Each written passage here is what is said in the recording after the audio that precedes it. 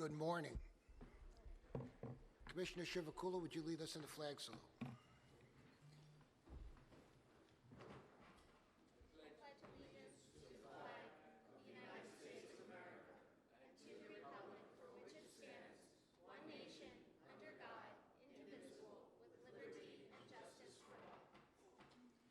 Thank you.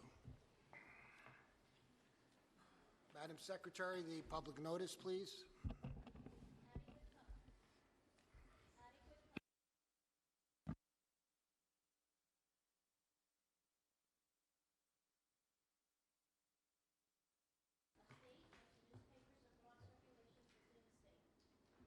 Roll call. Commissioner Holden. Here. Commissioner Solomon. Here. Commissioner Shivakula. Here. Commissioner Gordon. Here. President Lizzo. Here. Next regularly scheduled meeting is? Our next meeting is scheduled for Wednesday, June 12th, 10 a.m. State House Annex, Committee Room 4. So we'll be in the same room. Very good. I just have a couple of opening remarks. Oh.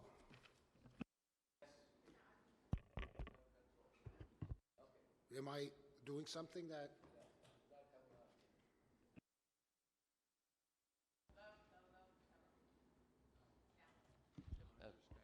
Mine is. I don't know what happened. Mine is.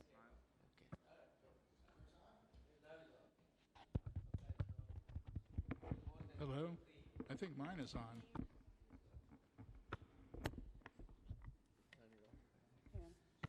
Is somebody we can call? Okay. Call who? Ghostbusters. All right, I want to take this opportunity to, you'll just have to yell for now. They're going to try to get it fixed, all right? To introduce some of the two new members of the BPU staff, I'm pleased to announce that our new general counsel, Abe Silverman, joined us today, his first meeting. There's Abe over there. I'm sure each and every one of you want to get to know him at some point. Abe comes with a wealth of experience and knowledge, and I'm sure that he will be of great service to the agency and to the state of New Jersey. So welcome, Abe. We also have Chris Calicello is also joining the BPU in our Division of Clean Energy. Is Chris here? Chris was, and this is always exciting for us to announce, Chris was previously a BPU intern, and he has decided to continue working with our team full-time, and we're certainly happy to have him. I know when we get to clean energy, Sarah's going to have some words, so I'm just going to be very brief. As you know, that we commemorated the Clean Energy Act 1 year from the time it was signed, and I just want to say that our staff has done a monumental job to get us to this point as far as meeting deadlines, as far as achieving certain goals along the way, and they deserve a great deal of credit, and from me, certainly, and I'm sure from my colleagues, a great deal of admiration for the dedication and the hard work that they have put into this during the past year. So I want to publicly say thank you, and just brings us one step closer to 100% clean energy by 2050. Anyone else have any opening remarks? Yes, sir. This works. Thank you, President. Just wanted to say, coming back from the Memorial Day weekend, and this happens to be May was declared as Asian American Heritage Month in 1990 by President Herbert Walker Bush, and I attended two celebrations, one at the DEP and one at the DOT. Just wanted to, I represent, I said I bring greetings from the board. Thank you. Anyone else? Okay, as you've noticed, we do not have any executive session planned for today. Madam Secretary, the consent agenda. On consent agenda items 1A, 1B, 2A, 3A, 3B, 4A, 4B, 7A, 7B, 7C, and the minutes for the April 18 agenda meeting. So moved. Roll call. Yes. Yes. Commissioner Chivukula? Yes. Minutes. Agenda item 2N from May 19, 2015.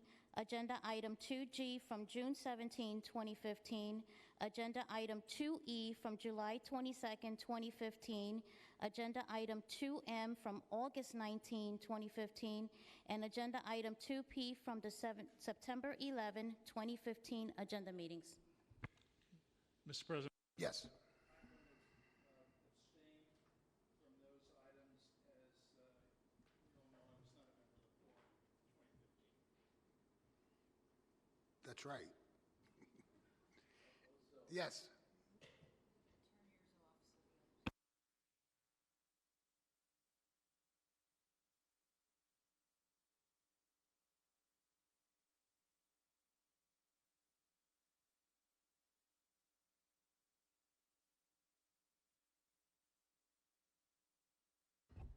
Roll call. Or did you? I'll move them. Second. Roll call.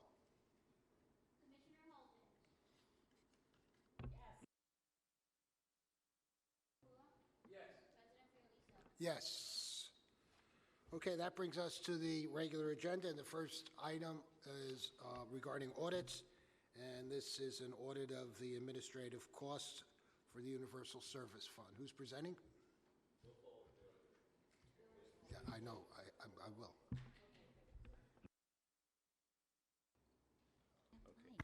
Good morning, Commissioners. Item 1A pertains to the closeout of the Universal Service Fund's administrative affairs costs for fiscal year 2018. USF is a program that provides electric and gas grants to low-income New Jersey families to help defray the cost of their energy bills. The Department of Community Affairs, also referred to as the DCA, is the USF program administrator on behalf of the board. DCA requires approval each year of their administrative costs and expenses. On August 23, 2017, the board approved the fiscal year 2018 DCA USF administrative cost budget in the amount of $6,513,613.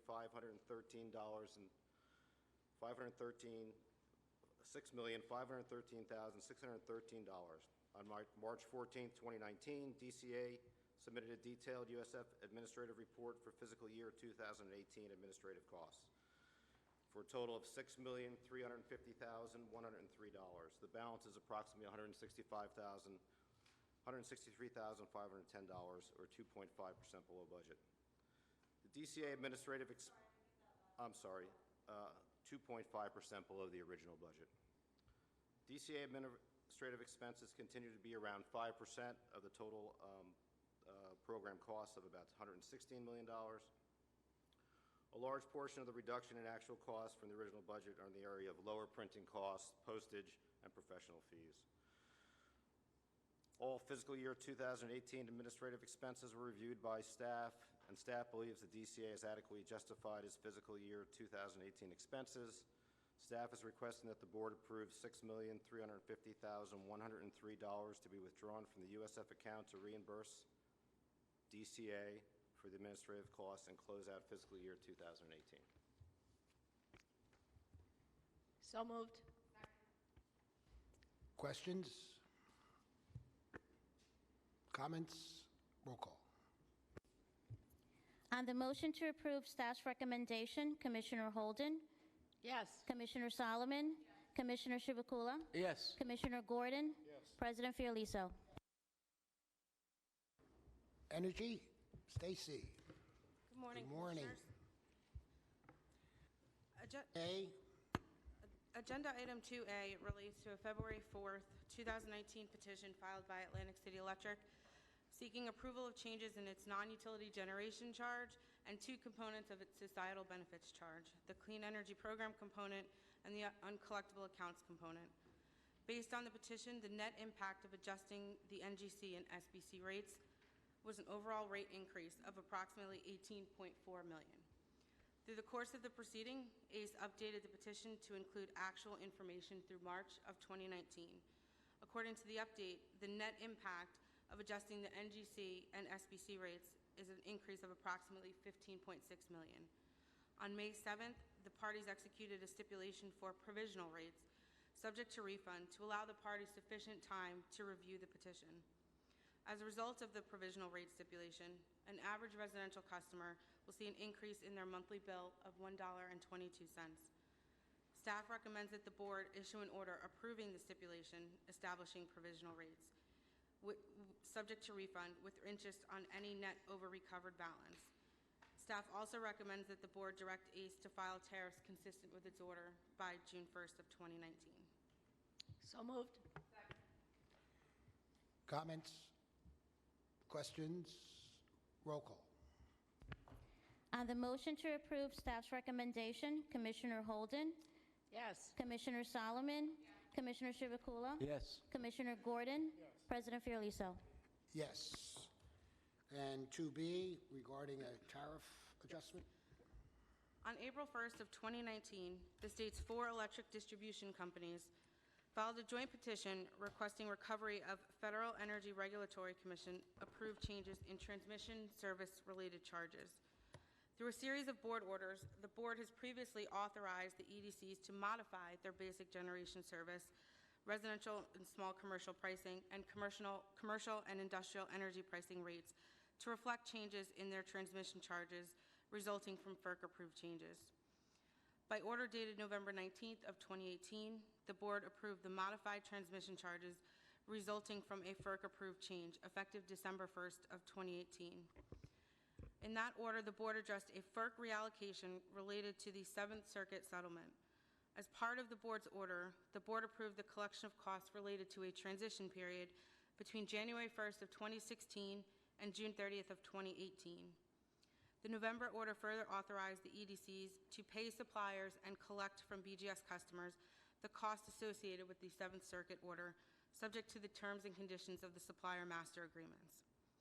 In the April 2019 petition, the EDCs requested approval to implement revised tariffs with a rate effective date of July 1st of 2019 to update the rate component currently in place in the tariffs to remove the transition period costs. Upon the expiration of the transition period, the only costs remaining related to the settlement on a forward basis will be the costs associated with each zone's 10-year black box settlement. The EDCs requested that the board authorize them to remit payment to suppliers for the charges they incur. Each EDC is allocated a different amount of tax from PJM based on the cost for the transmission enhancements in each EDC zone. Based on the allocation, the monthly bill for a residential customer using 650 kWh will change by the following amounts: an increase of 56 cents per month for ACE, a decrease of $3.49 per month for JCP&L, $3.80 per month for PSE&G, and $4.06 for Rockland. Staff recommends the board issue an order approving the changes to the BGS rates requested by each EDC, effective as of July 1st, 2019. With respect to the rates proposed in the petition, staff recommends the board approve the request to pay suppliers at this time and authorize the EDCs to collect from customers the allocated amounts, subject to the terms and conditions of the supplier master agreements. Staff further recommends the board direct the EDCs to file revised tariffs prior to July 1st. So moved. Questions? Comments? Roll call. On the motion to approve staff's recommendation, Commissioner Holden, Yes. Commissioner Solomon, Commissioner Chivukula, Yes. Commissioner Gordon, President Fiorelliso. Yes. Brings us down to 2C, involving PSE&G green recovery charges. Stacy? Correct. On June 29th of 2018, PS filed a petition requesting approval to modify the electric and gas components of its green program's recovery charge. As originally proposed, the net combined annual revenue impact was an increase of $23.6 million on the electric side and a decrease of $10 million on the gas side.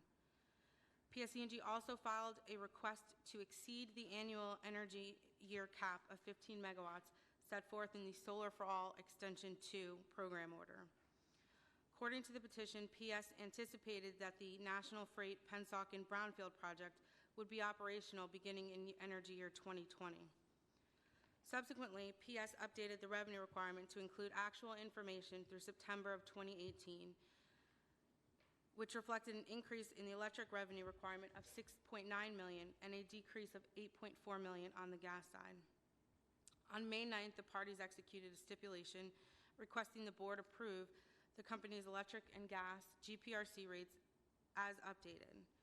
As a result of the stipulation, a typical residential electric customer will see an annual increase in their bill of $1.24, and a typical gas customer will see an annual decrease of $3.22. Staff recommends that the board issue an order accepting the stipulation and directing PS to file revised tariffs by July 1st of 2019. Staff further recommends the board take note of the Clean Energy Act and the board's orders of October 29th, 2018 and February 27th of 2019 on the National Freight and Kinsley Landfill project's potential SREC eligibility. So moved. Questions, comments? Roll call. On the motion to approve staff's recommendation, Commissioner Holden, Yes. Commissioner Solomon, Commissioner Chivukula, Yes. Commissioner Gordon, President Fiorelliso. Great. Down to 2D. Stacy? On January 4th of 2019, PSE&G filed a notice of intercompany title transfer of an asset from the wholly owned subsidiary New Jersey Properties Incorporated to its parent, PSE&G. The agreement would transfer the vacant property known as Block 1083, Lot 30, in the city of Passaic at a book value of approximately $560,000. New Jersey Properties acquired the property as part of its remedial requirements pursuant to its manufactured gas plant program, and following the completion of remediation of contaminated soil at the property, PSE&G will prepare a remedial action report for the property according to New Jersey DEP regulations and guidelines. No legal transfer of the property can take place between the parties until the report is submitted and approved by the DEP. PSE&G will be responsible to complete any remaining remediation work. On March 28th, Rate Counsel filed comments indicating it did not object to the transfer of the property. However, Rate Counsel recommended that the accounting for the remediation and non-remedial cost of the property be reviewed in PSE&G's next RAF filing or another appropriate proceeding, reserving its rights to review those costs in the next proceeding. Rate Counsel further suggested that any board order approving the property transfer require PSE&G to meet certain conditions. Staff recommends the board approve the transaction subject to the conditions set forth in the board order. So moved. Questions, comments? Roll call. Recommendation, Commissioner Holden, Yes. Commissioner Solomon, Commissioner Chivukula, Yes. Commissioner Gordon, President. Yes. 2E. You're doing that one, Joe?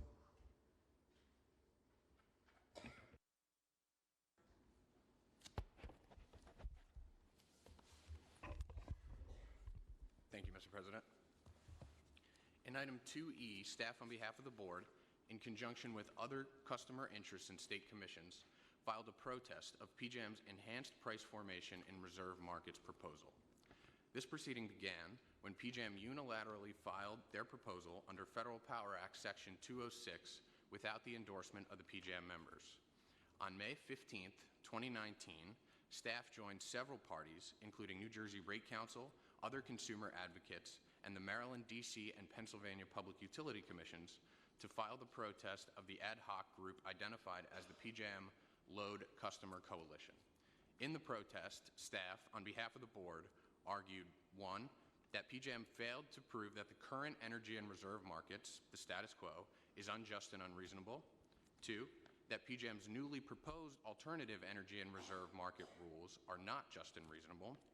And 3, that in the alternative, if FERC found the current energy and reserve market rules unjust and unreasonable, that there are several other mechanisms available to the Commission that could address certain concerns with substantially less ratepayer impact. At this time, staff asks the Board to ratify the protest filed May 15th, 2019. So moved. Questions? Yeah, what happens next if you file this thing? I'm sorry. What after we file this complaint?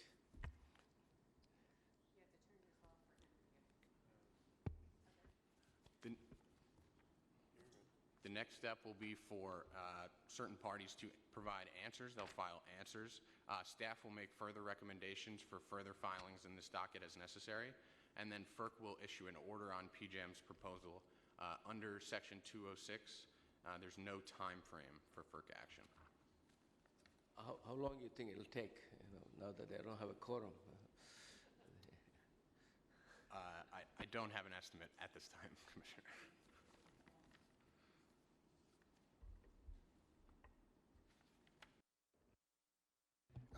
Joe, I'm sorry. How unusual is it for FERC to issue these edicts without the input of other parties? FERC will... Sorry, PJM. I didn't mean FERC. PJM's typical stakeholder process has a consensus-based issue resolution process by which the members will vote at the end of that process. And typically, PJM will file member-approved filings under Federal Power Act Section 205. It's only under unique circumstances where the PJM board will direct PJM staff to file under a heavier burden of Federal Power Act Section 206. Thank you. Any other questions? Comments? Thank you. Roll call.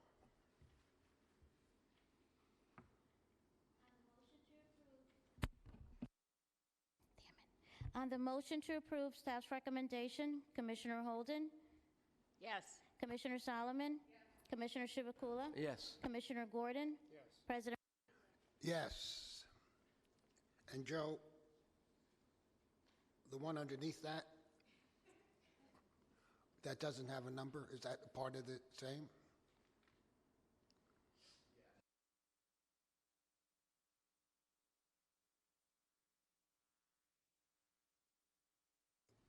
Requiring 2 votes? No. Okay, just wanted to make sure.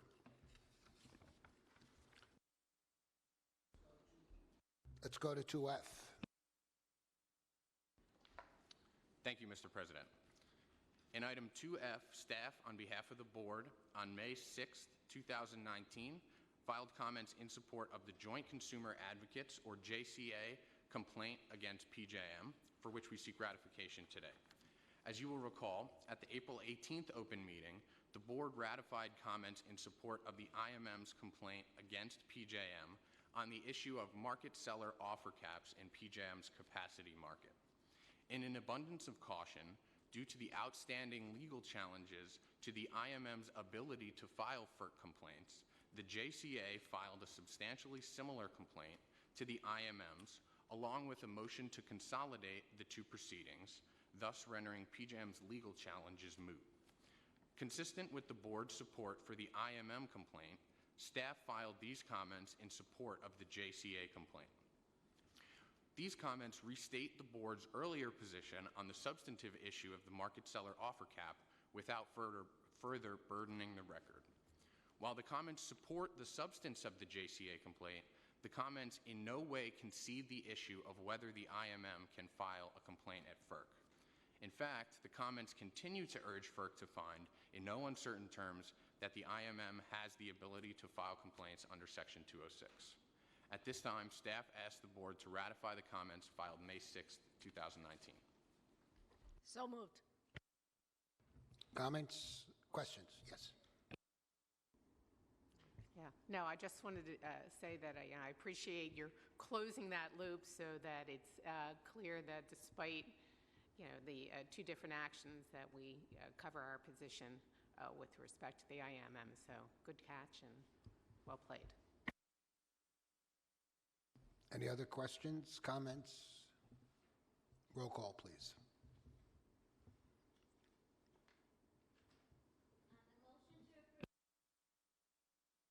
Holden? Yes. Commissioner Solomon? Commissioner Chivukula? Yes. Commissioner Gordon? President? Yes. Thank you, Joe.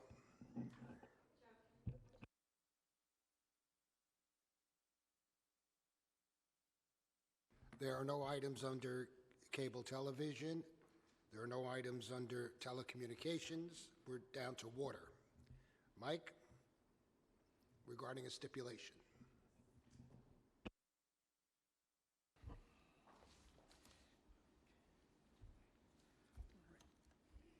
Good morning, Commissioners. On December 21st, 2018, Aqua New Jersey filed a petition seeking to increase its rates by approximately $7.2 million, or 18.7% over present revenues. Among other things, the company also sought to implement a pilot program to assist the company's low-income residential customers with paying their water and wastewater bills.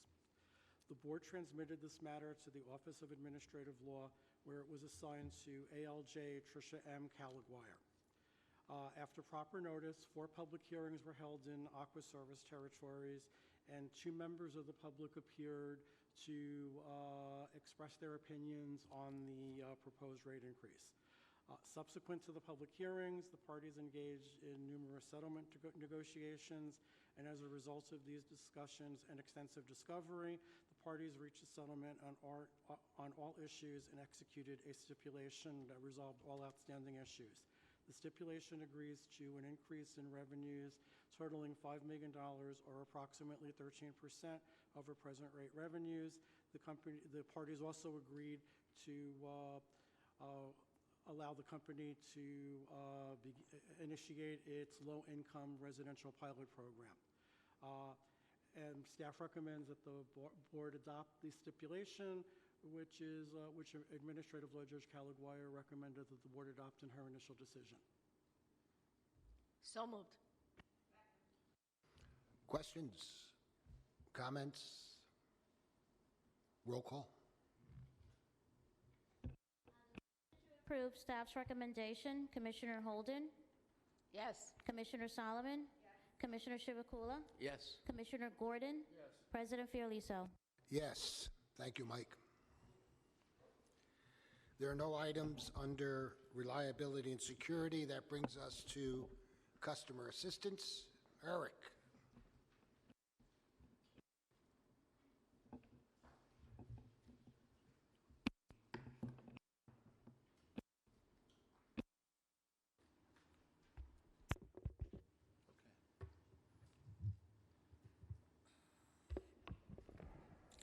Good morning, Commissioners.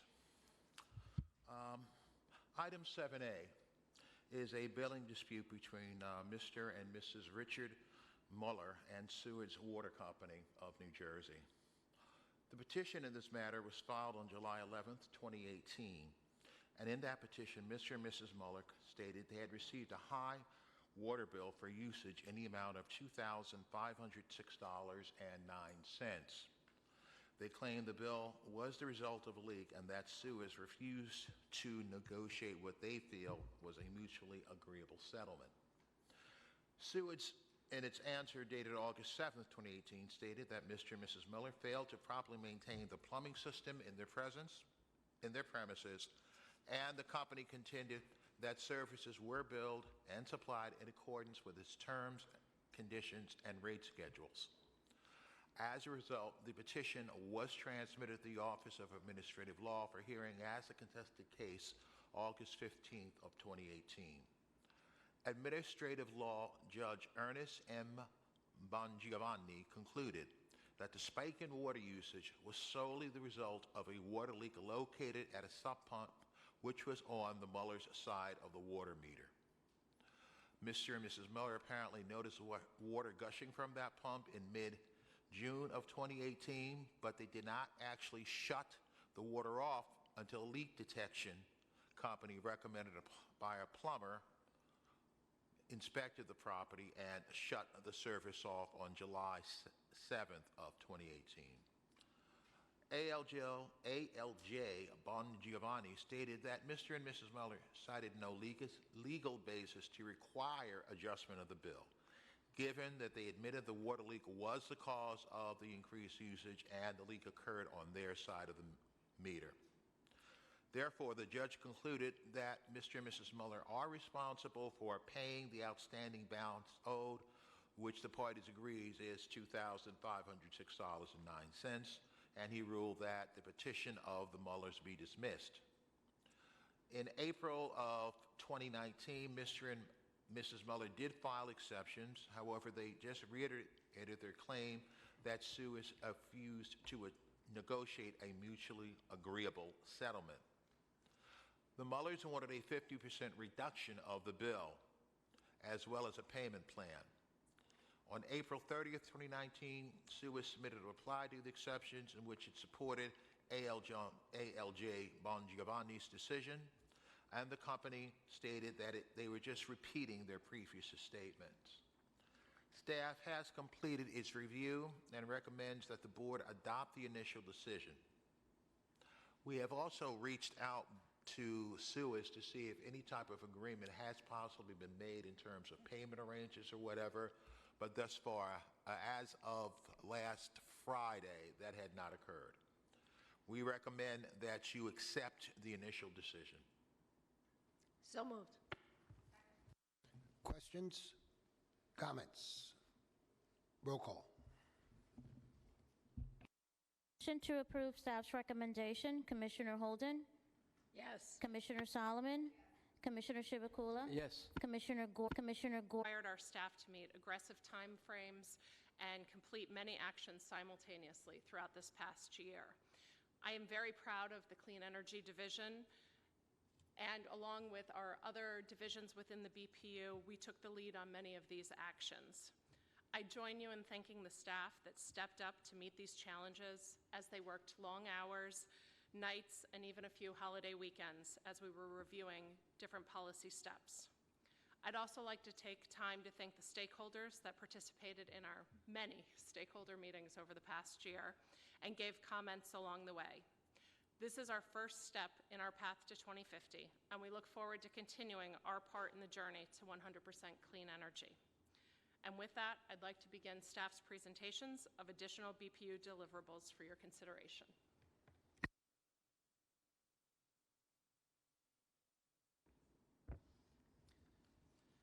Commissioners, item 8A is in the matter of implementing the Clean Energy Act's energy efficiency requirements with respect to the Energy Efficiency Market Potential Study.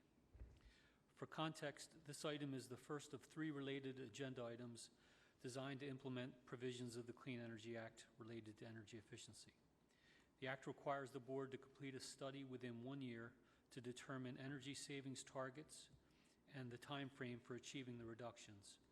The Act requires the board to adopt quantitative performance indicators for each utility, which establish reasonably achievable electricity and natural gas usage reduction targets, as well as peak demand reductions. Staff envision using the results of the Energy Efficiency Potential Study as a framework for engaging the Advisory Committee in the development of a straw proposal for stakeholder comment on details involving program design, implementation, evaluation, and cost recovery.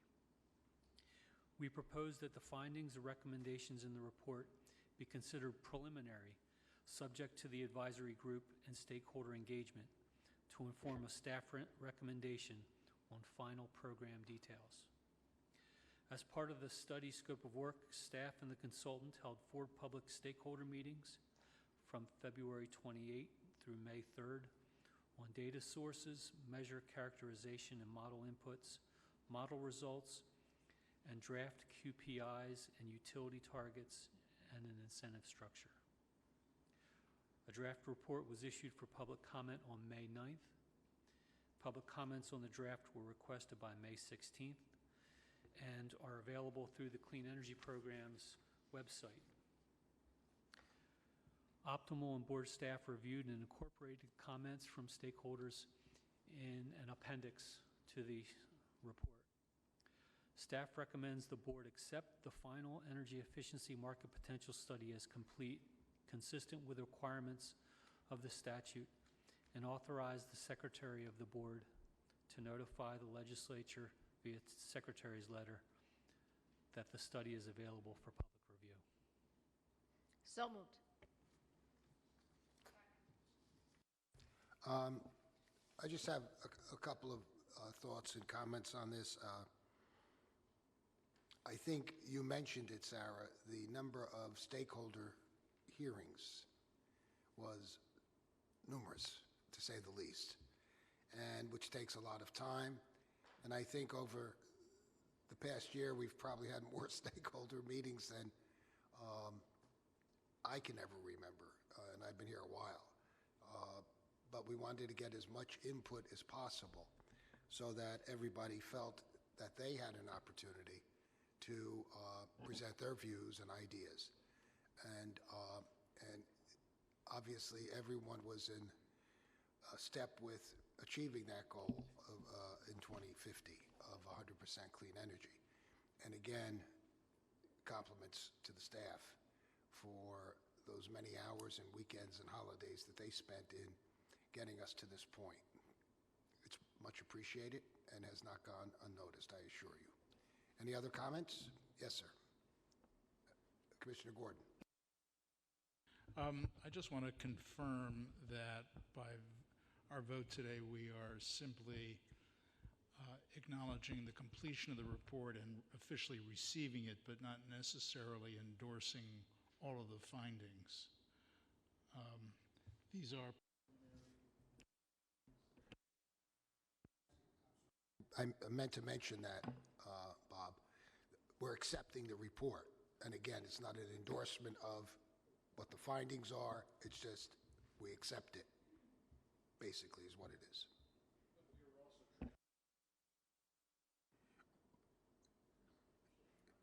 We've notified them that it is available.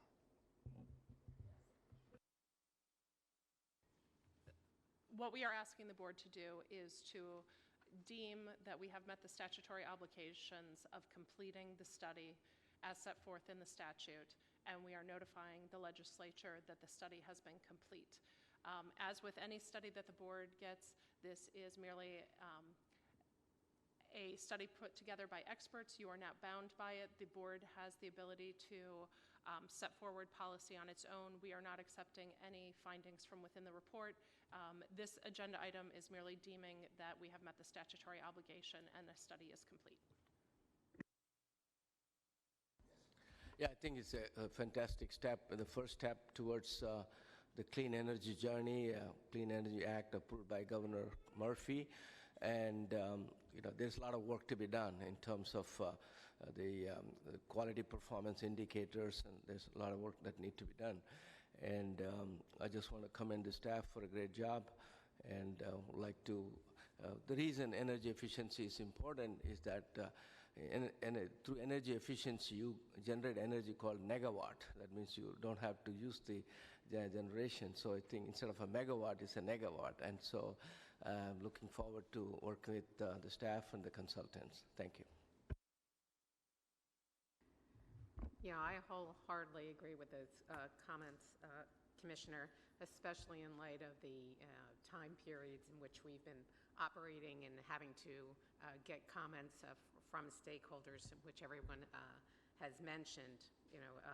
I think that we need to make it clear that, as Commissioner Gordon did, that these findings are preliminary. Hopefully the legislature will also recognize that just from the comments in the appendix that were attached to this report, that there were concerns with this study and some of the recommendations and the way that they were made, and that we are cognizant of those issues and will address them as we move forward, and that this is not going to be the end of this process. And I'm only making these comments to solidify the record. So, should we be revisited at another time regarding this study, that it's clear to any that reference it, that this is only being accepted for purposes of having completed a task that was dictated to us. Any other comments, questions? I think we've made that clear. Roll call.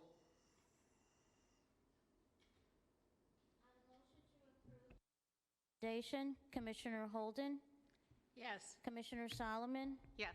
Commissioner Chivukula, Yes. Commissioner Gordon, President Fiorelliso.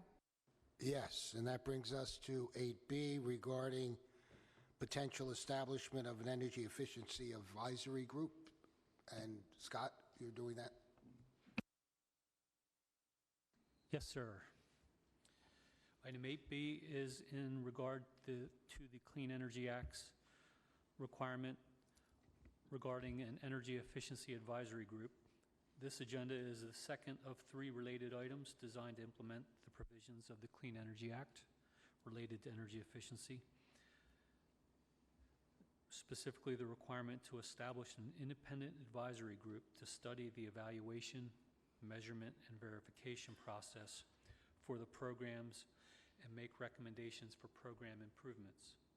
Staff believes the advisory group should consist of 5 members to be appointed for 2-year terms by the President. The members of the group should consist of at least 1 representative from each of the following: a representative from the Division of Rate Counsel, a representative of the utility sector, a representative from an environmental organization, a representative from a consumer organization representing residential customers, and a representative from a consumer organization representing commercial and industrial customers. All members of the group would be non-voting members, but will meet to develop recommendations for board staff and to solicit further input from stakeholders as necessary. The group will serve in an advisory capacity, and neither staff nor the board would be bound by any decisions reached by the group. The advisory group would also assist board staff in developing a scope of work and requisite deliverables for the demographic analysis on market.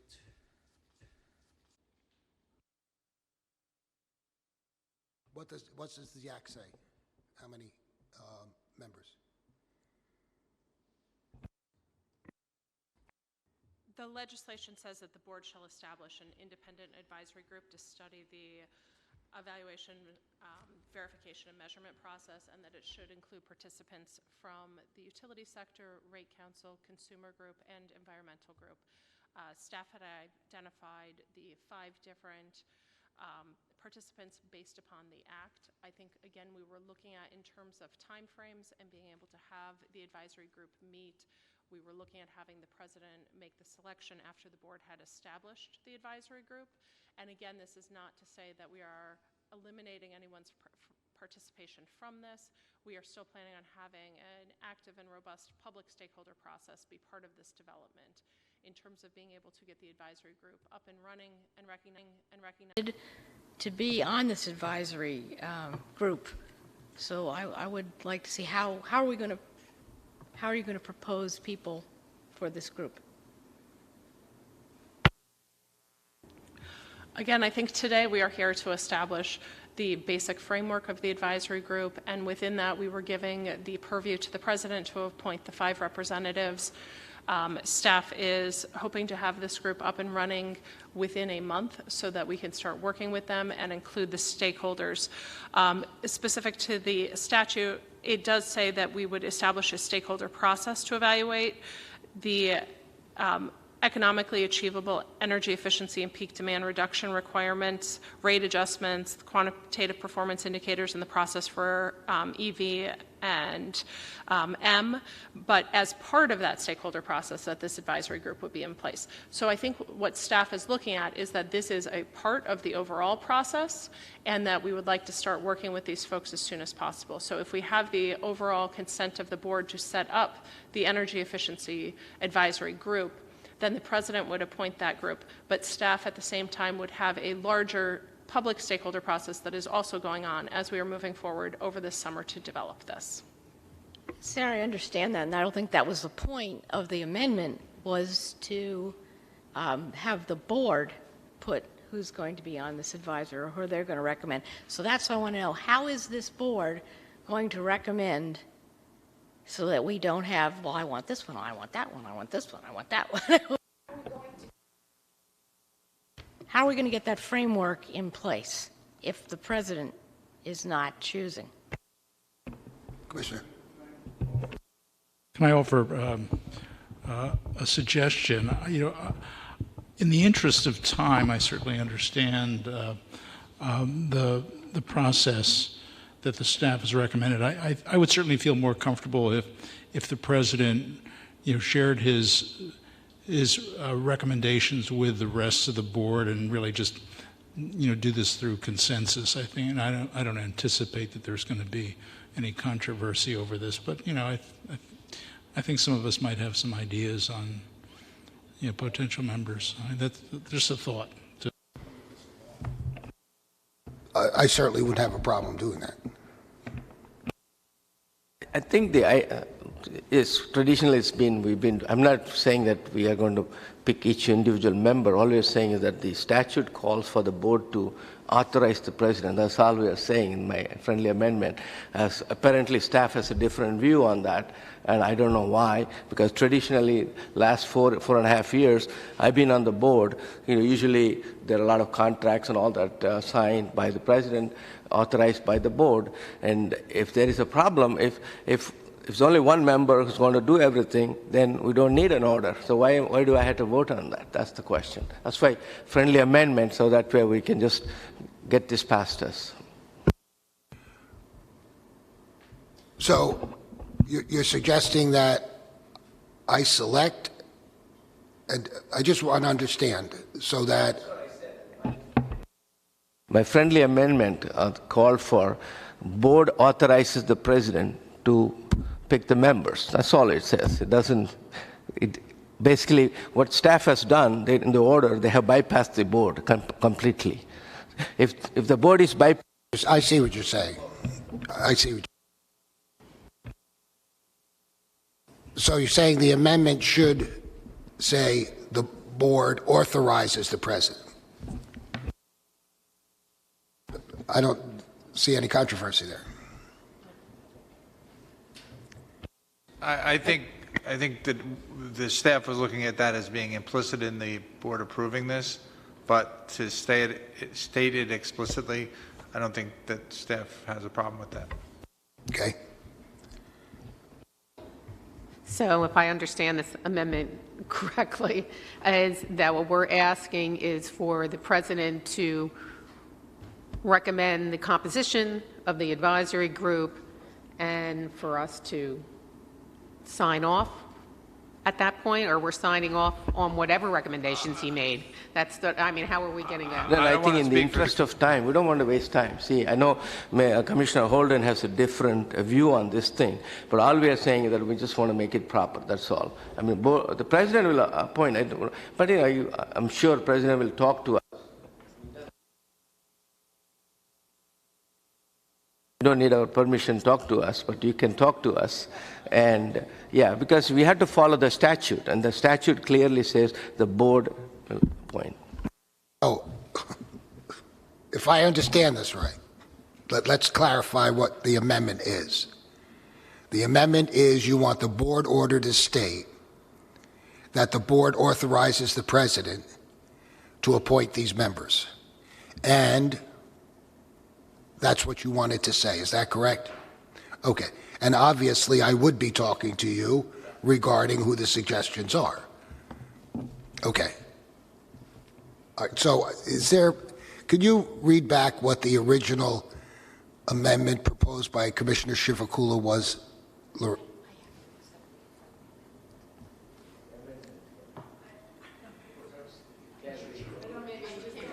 right, Commissioner Chivukula, if you could just repeat the amendment. A friendly amendment goes like this, the board hereby authorizes board president to appoint the members, 5 members to the Energy Advisory Group, Industry Energy Advisory Group. And you second that, okay, so your second is stands. Okay. Commissioner? Oh. And now that it's clarified, I will accept the friendly amendment since I made the original motion.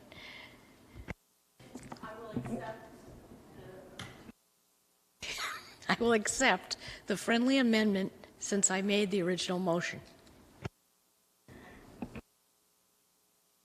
I think you said the 5 members. Are we definitely limiting it to 5?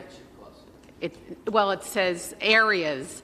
It doesn't say 5 members. It says there's 5 areas. It may be, upon discussion with the commissioners, that we may want it to be 6. I just didn't want to limit us to 5 should there be, how many areas it was, right? There's 4 areas within the act. Staff was looking at 2 representatives for consumer organizations based on residential and commercial and industrial.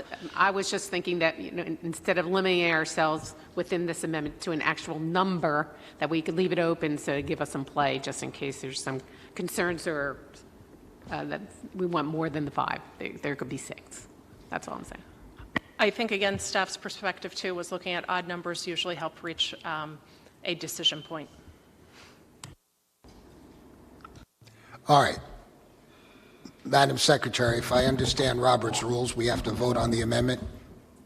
Okay, we have a motion. Second it, and you're good with it? I'm used to you seconding, that's why I looked at you. So let's vote on the amendment. On the motion to approve staff's recommendation as modified by Commissioner Chivukula's motion, Commissioner Holden. Yes. Commissioner Solomon? Yes. Commissioner Chivukula? Yes. Commissioner Gordon? Yes. President Fiorelliso? Yes. So now we don't have to vote on the original because we amended it? Okay. Just want to make sure we're legal. Or close enough to being legal.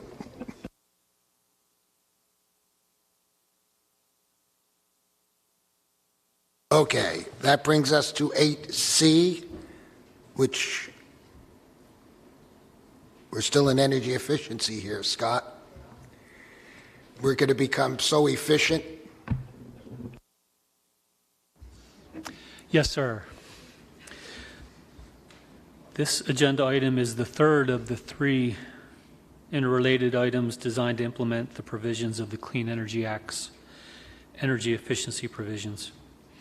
The Act requires the board to adopt an electric energy efficiency program and a natural gas energy efficiency program, which establishes minimum requirements for energy efficiency and demand reduction by each of the state's public electric and natural gas utilities. Staff views the previous 2 agenda items, the completion of the energy efficiency potential study and the establishment of an independent advisory group, as prerequisites, establishing a framework for the board to develop the program requirements.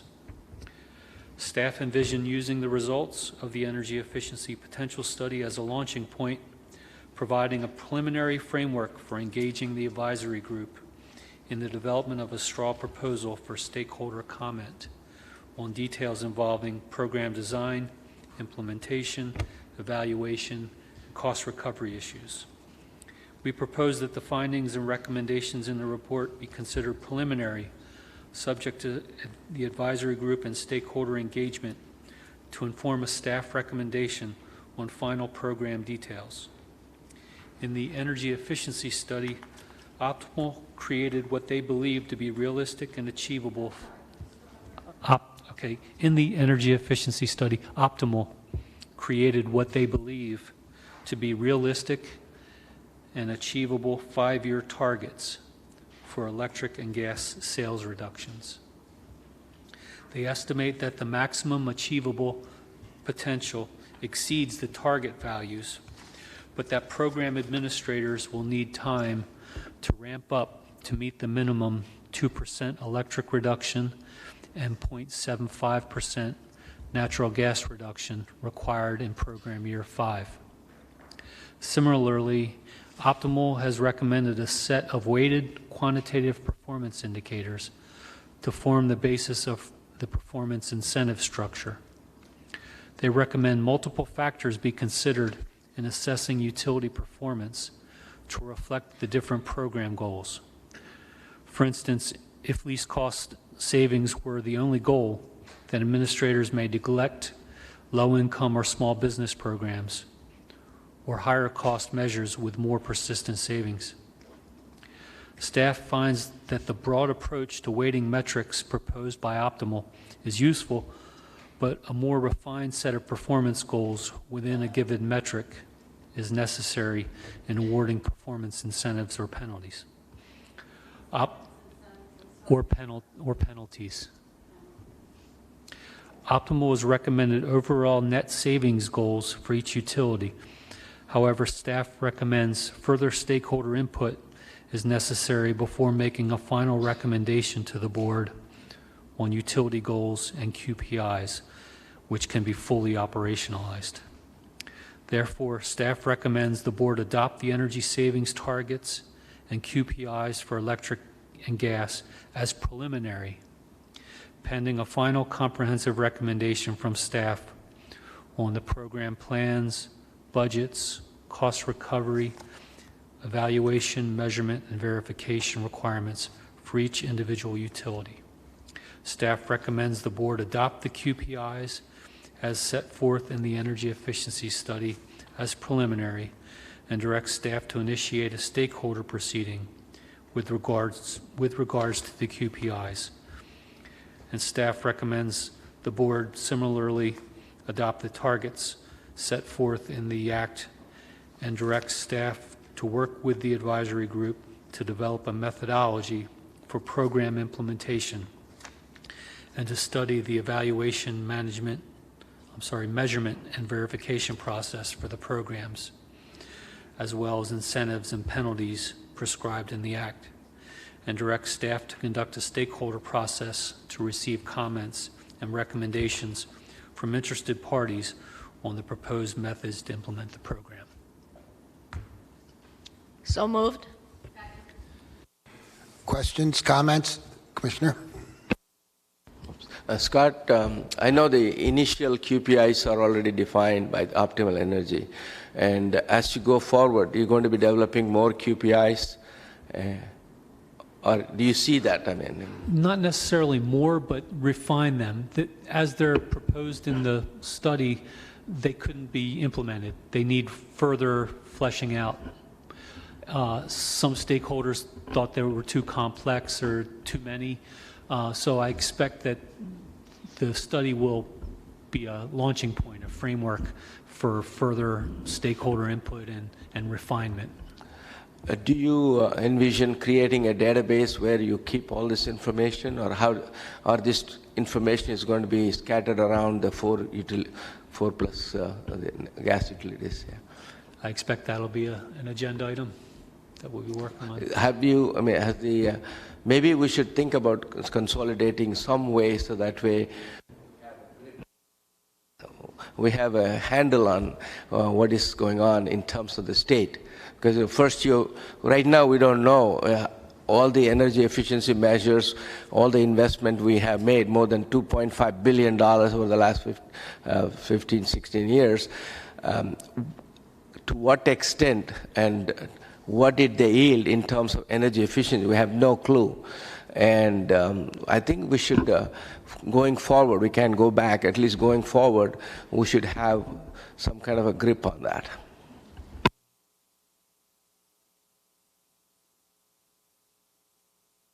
Any other comments, Commissioner? Just, Hold on. okay, just a clarification about the significance of these quantitative performance indicators. These are going to be used in determining whether the individual utilities are subject to either a penalty or will get some kind of incentive payment. Is that correct?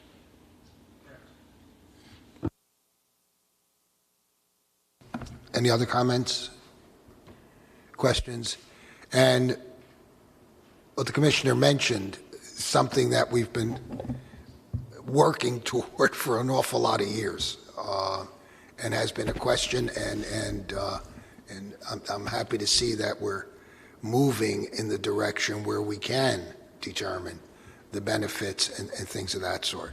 I think ever since I got on the board, that has been a question, and we have to be able to demonstrate that what we're doing is working, and I think it is personally, but we have to be able to demonstrate that in black and white numbers, if you will. So I'm in full agreement. Any other comments? Roll call. On the motion to approve staff's recommendation, Commissioner Holden? Yes. Commissioner Solomon? Yes. Commissioner Chivukula? Yes. Commissioner Gordon? President Fiorliso? Yes. And that brings us down to 8D regarding optimal voltage. Kevin, you the man,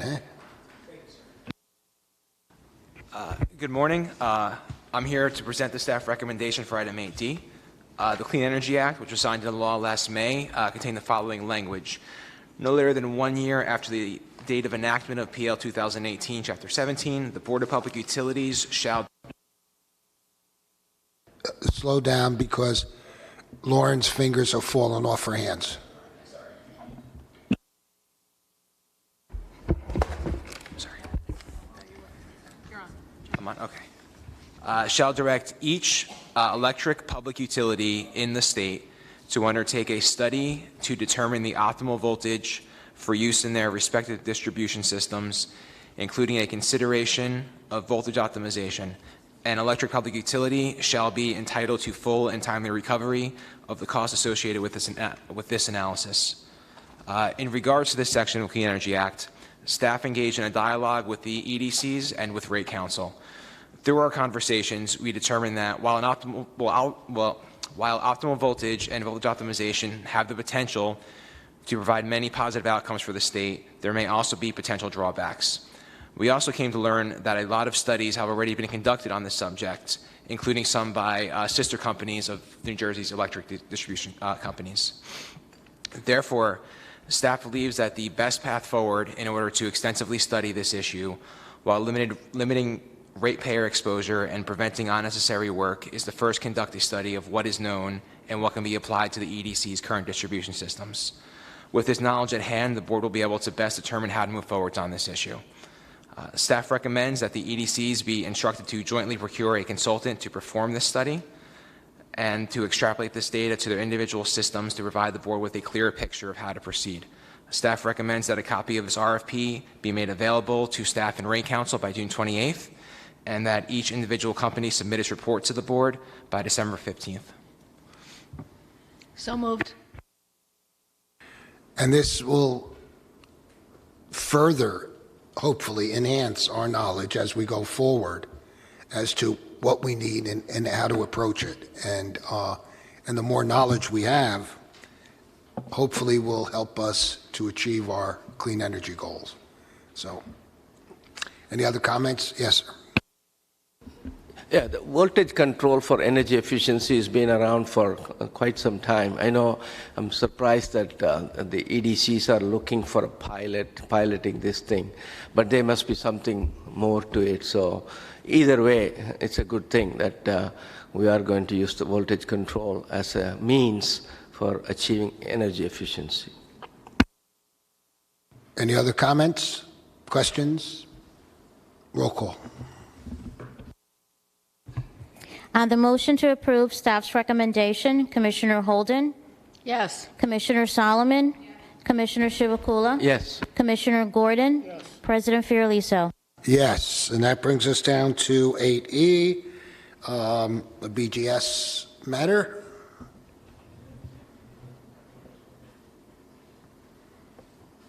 You're a busy man today, Scott.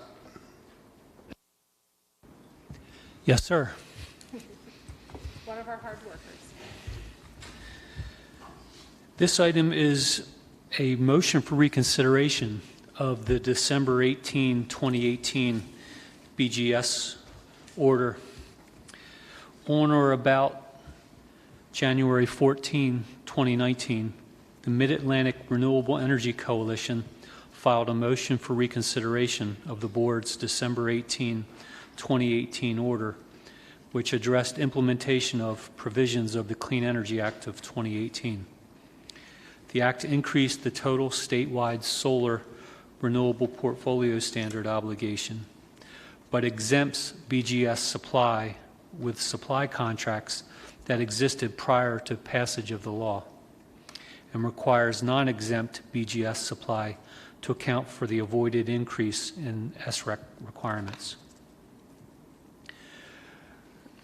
MERIC, the Mid-Atlantic Renewable Energy Coalition, requests the board reconsider its decision to change the RPS compliance policy, making the solar obligation a true carve-out of the New Jersey Class 1 obligation for non-exempt supply. MERIC requests the board clarify that the carve-out rule, if retained, applies only to the 2019 BGS auction and does not apply without board action to any future BGS auction. The rulemaking the board is presently undertaking or any other proceedings the board convenes implementing the relevant provisions of the Clean Energy Act. Staff recommends that the board deny MERIC's petition for reconsideration of the December order in light of the provisions of the Clean Energy Act, which require allocation of the increase in the solar RPS avoided by exempt BGS providers and the anticipated constraints posed by the law's cap on the compliance costs for solar and New Jersey Class 1 renewable energy. So moved. Questions, comments? Roll call.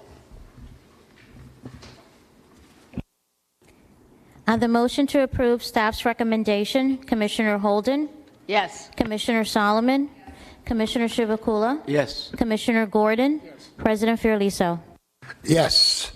That brings us to the last item under Clean Energy, and it's regarding the Solar Act of 2012. And that's you again, Scott.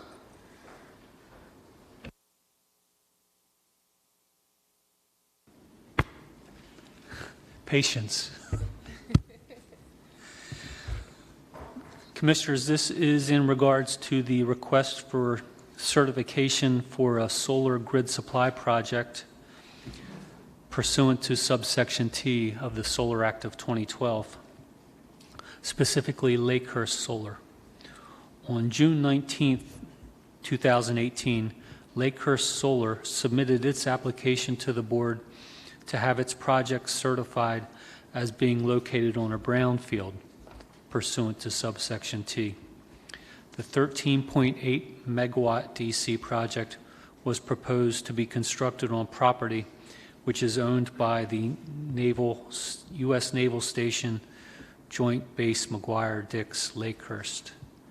This is the same proposed project that received board conditional approval pursuant to subsection R in April 2019. For context, subsection T provides for board establishment of a certification program for approval of certain grid supply solar projects located on properly closed landfills, brownfields, or areas of historic fill that seek eligibility for solar renewable energy certificates. Upon receipt of a subsection T application and review for administrative completeness, staff forward the application to staff in the New Jersey Department of Environmental Protection for review. Lakehurst submitted their application for this project in June 2018, and board forwarded the application to the DEP shortly thereafter. The DEP advises that the solar project does not meet the statutory definition of a brownfield. The department views the definition as having 3 prongs that a site must meet, and this site does not meet any of the 3. On the basis of information contained in the application by Lakehurst Solar and the DEP's determination, board staff recommends that the board deny conditional certification based on that information, that the project is not located on property defined as a brownfield consistent with the Solar Act of 2012. So moved. Questions? Comments? Scott, I think this is a federal land, so that's why they don't qualify for brownfields. That's the crux of it, yeah. Yes, it's not a commercial industrial site. Didn't discharge a contaminant as a result of being a commercial industrial site. They can apply under something else, but not this one. Yes, and they were approved, conditionally approved under subsection R. Any other questions? Any other comments? Roll call. On the motion to approve staff's recommendation, Commissioner Holden? Yes. Commissioner Solomon? Yes. Commissioner Chivukula? Yes. Commissioner Gordon? Yes. President Fiorelliso? Yes. That concludes our agenda. And this is the second meeting where we've had live stream of our meeting. I hope the public is finding it convenient and informative. And I noticed that, myself included, we're all dressing a lot nicer. I'm only joking, obviously, but this is something, again, that we plan on continuing so that people, the general public, can see the transparency of the board and what we do.